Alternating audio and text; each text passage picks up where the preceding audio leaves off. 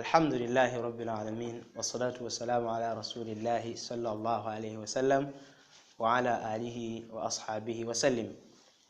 Pozi bakadde bana abebitibwa mulamwa gwaffe agwa hadithu obudadde tugenda kubanga twejukanyayo hadithi insha Allah jana batusoboseza nga hadithi eyo eva ku musajja ayitibwa Anas ibn Malik Allah yasima kuye radiyallahu anhu agamba nti النبي صلى الله عليه وسلم النبي صلى الله عليه وسلم mazima mbaka wa Allah okusasana myembebere kuye yagamba nti ma min muslimin tewali musilamu yenna oba tewali musilamu mbasilamu yenna garasa gharusan ayinza okubanga yasimba omuti fa akala minhu insan omuntu oyo omuti gwe yasimba nabeeranga yagusimba ne wabaawo omuntu agulyako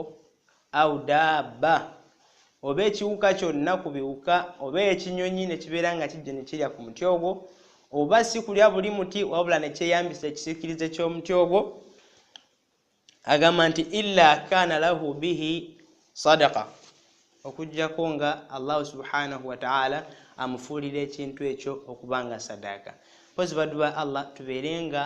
twenyagira ku mpeerezo simba omuti kola ekintu ekiyinza okubeera nga kitambula nga kibeera nga kigasa abantu